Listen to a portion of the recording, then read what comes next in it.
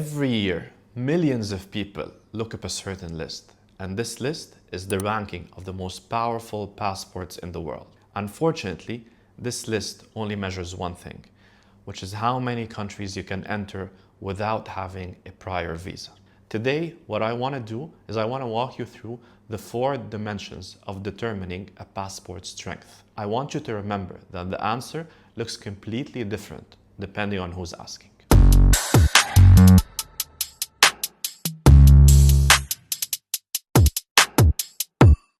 My name is Mostafa, and I work with entrepreneurs, investors, and globally mobile families who want to build flexible lives, whether it's through citizenships, residencies, or relocation strategies. Most passport rankings only measure one thing, which is the visa-free access. How many countries you can reach without applying for a visa. Now, this is a useful metric, but let's remember that it's only one metric. Because the thing I want you to understand and I want to get across is that the passport is a legal identity. It's a relationship between you and a sovereign country. And like any relationship, it shapes how you move, how institutions treat you, how protected you are when things change. So instead of asking which passport is strongest, here are the 4 dimensions that actually matter. Now let's start with an obvious one. The first one is mobility. Where can this passport take me? How much friction can it remove from my life, from doing business? Now let's take a partner who is based out of Dubai in a consulting firm. Her work is about traveling constantly to countries, depends on which regions she goes to, but this is really a necessity and it's the way of doing business. So mobility is not really a luxury in this case. And if every trip requires a visa application, an embassy appointment, an embassy visit, then this is a lot of weeks that compound. Maybe some rejections, maybe you have to keep track of expiry dates, what is a single entry, what is a multiple entry, how many days am I allowed to stay. All of these things need to be thought of. What this eventually leads to is lost opportunities, because you can't always make every visit. You have missed opportunities. And this is real and compounds, and I know this hits home for a lot of people. Now, for someone like that, a second citizenship, which can be sought by investment, is a perfect solution because it's an instant upgrade in mobility, because it actually helps your business. Not because it's the strongest, but actually because it helps her. And that is the point. Mobility strength is about fit and not ranking. Now, the second dimension is tax. And this is one where rankings completely fail to report. Because a citizenship doesn't just affect where you can travel, it affects what you owe. Now, most countries will probably tax their residents. And what that means is that when you leave that country, when you stop living there, most probably your tax obligation will go away. Now, that is not true of all cases. There are some countries like the US that tax you on worldwide income. So an American living in Dubai or Singapore will need to file taxes every year. Because in this case, the taxes follow the passport and not the address. Other countries will impose a tax exit, i.e. when you renounce your citizenship, you'll have to pay taxes.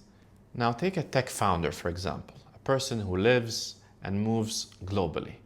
If he evaluates purely based on rankings, then he's kind of screwed. Because if you think about it, the rankings don't really factor or don't take into consideration reporting standards and the tax burden that comes with the citizenship. And this is a perfect example of why a passport can look glamorous in the ranking and be a significant burden for someone who values tax simplicity and global flexibility. So the question is not really which passport ranks highest, it's which citizenship is cleaner and eases my specific situation. Now, the third dimension is lifestyle and opportunity. And this is a deeply personal one. Because in this case, the passport strength is not really about where you can visit, it's about the kind of life it can open up for you. What can this citizenship help you in terms of safety? What can it offer you in terms of quality of life, healthcare, education options, opportunity for your children, Can it let you and your family live and work more freely across an entire region? All of these things are important considerations. Now, take an example of a couple that work in the GCC. They have kids who in a few years will want to go to university. They're not really chasing visa-free. They already travel pretty well. What they care about most in a second citizenship is whether it gives their children education and work opportunity options in certain EU markets. For them, an EU passport is very powerful, not for travel, but because of life access. They want to give their children the ability to study, to work, to live across EE countries. Now that's a different kind of strength. So the question here is not really how many countries I can visit, it's about what kind of life does this passport make possible. The final dimension is geopolitical resilience and how institutions actually perceive your passport. Because the test of a passport is not really how it performs in calm times, it's how it holds up when the world is not calm. And we saw this with Russian citizens during sanctions, banking access blocked, travel suddenly restricted, business relationships severed. On paper, the Russian passport had decent travel access. In practice, it became a liability overnight. Now, another layer beyond active sanctions that most people miss is that financial institutions assess nationalities not because of sanctions, but because certain passports trigger enhanced due diligence. They're asked more questions, more documentation. They have slower account approvals, sometimes even outright rejection. Now, for someone that's international, that banks globally, that needs to move money, that needs to operate across multiple jurisdictions, passport perception is a real practical constraint that the passport ranking will never capture. So the question here is, how does this passport perform, not just at a border, but at the bank, in a crisis, and under geopolitical pressure? Even if you understand all four dimensions, there is one more layer that changes everything, which is that passport strength is personal. It depends on what you already have, what you actually need, and what is legally possible for your situation. Now, if your current passport already gives you access to certain countries and some opportunities, then the smart question to ask is, what does this passport unlock that mine does not? And does that actually matter to my life, to my business, and to my family? Another thing I want you to consider that can override everything, which is dual citizenship. Now, some countries generally do not permit it, and Indonesia is a very common example of that. As a rule, Indonesian adults cannot hold a second passport.